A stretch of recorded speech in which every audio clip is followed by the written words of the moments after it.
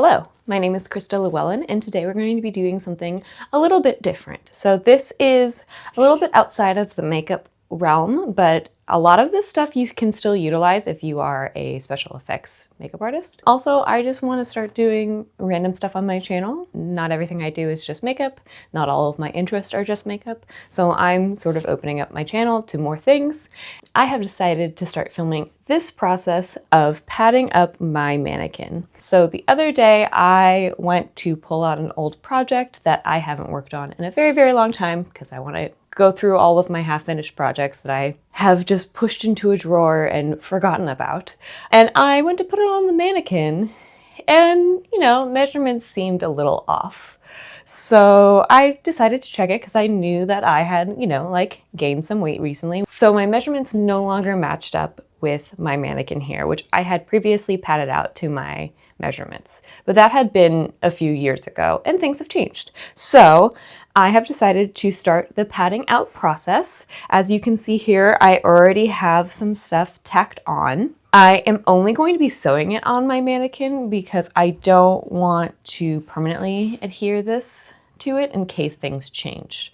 So you can use like a spray adhesive to apply this batting onto the canvas. I'm taking the long road and sewing it just because I want it to be a little bit more temporary. So this is where we are at so far, and I'm gonna do a little bit more because it is not my correct measurements. It's still not measuring out to the proper measurements, which I should do. So right now, my proper waist measurement, which is like the spot where you can bend from, that's your waist. And I'm gonna do it with a full breath out because you wanna be able to breathe into your clothing, is a 32. And right now, obviously can't have her bend at her waist, but I can estimate where that waist measurement is. It's still clocking at 30. So I need to add 2 more inches here. And I need to do so kind of like throughout the rest of it. It still needs an additional 2 more inches. So I just took a couple of videos of myself compared to the mannequin here up against this wall, which is great because this is like a nice black wall. I had previously done it with black shorts on and realized I couldn't see anything, so I changed to an all gray outfit. So I kind of know where I need to add the padding. The big spots are obviously in the chest area, throughout the belly here. I also need to add more hip into here, like high hip into here, and also lower hip. I'm pretty wide at my hip bone. It's because my hip bones are pretty far out. So I need to add a little bit more here right here. And I think that's kind of it. And I kind of go little by little.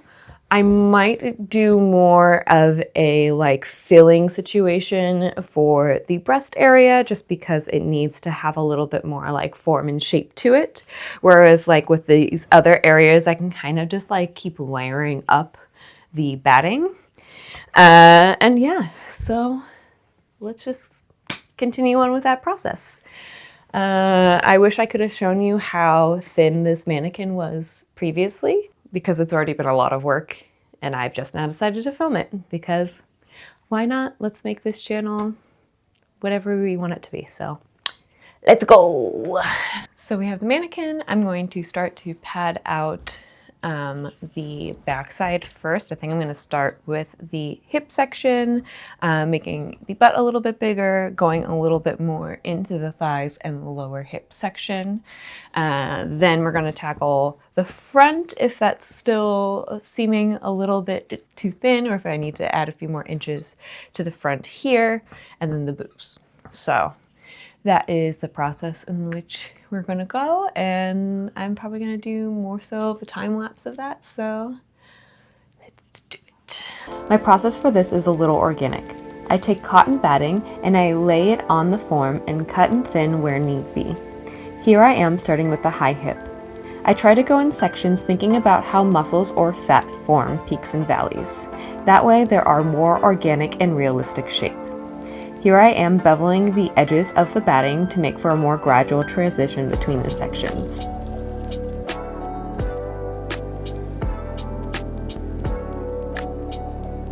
Then I pin everything perfectly into place.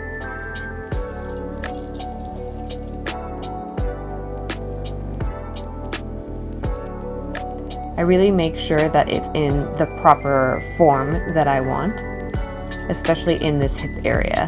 It was a little tricky.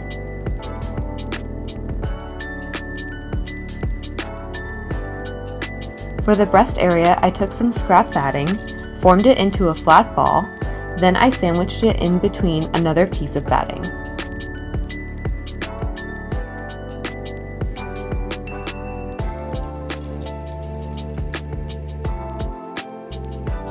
You can really get precise with shaping the batting by pulling away a few layers, especially around the edges.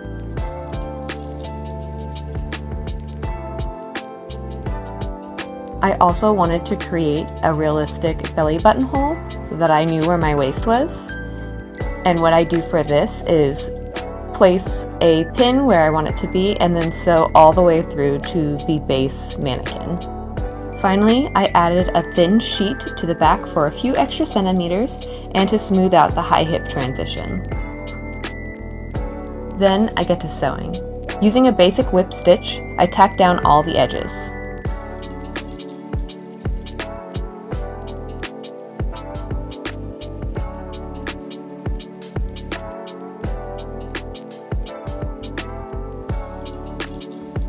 Now that I have the forms how I want them, I'm going to add an outer bodysuit to protect the batting.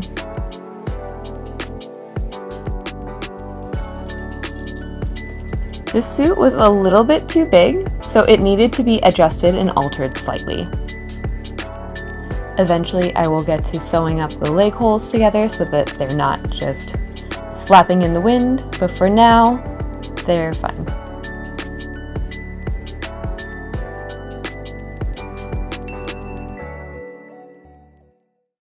So here is the finished mannequin. I think it's pretty close to my size. The measurements all seem about the same. I think the proportions might be, not exact, but that's okay. As long as the sizing is fine, then that's all that matters to me. This was a fairly easy project to do. It did take me a while because I would work on it in between other projects and things like that. So it did take a little bit longer than I really wanted it to, probably about a month. I kind of wish I bought a nude colored bodysuit just because the blue is a little bit distracting. I've used it for a few projects so far, and it does look a little bit weird on this sky blue bodysuit. I also got the bodysuit in an extra large off of Amazon just because the sizing was a little bit weird. I wish I had gone with a large or even a medium just to have it be a little bit tighter of a fit. It's fine. It's just a little baggy in certain areas, and I did have to go in and adjust some of the top here so that it wasn't like super baggy and saggy on the mannequin. So I did have to take in a little bit, and now, looks a little Bride of Frankenstein, but I'm okay with that. For the most part, I'm pretty happy. I'm hoping that I won't have to adjust it very much more, as time goes on, but it's going to be really easy to add on or take away because I've just sewn everything on. I haven't glued anything on. And I'm not planning on sewing this exactly to it, though this part is a little bit tacked on. But this is pretty easy to remove. Yeah, I'm sorry I didn't show the first half of the process.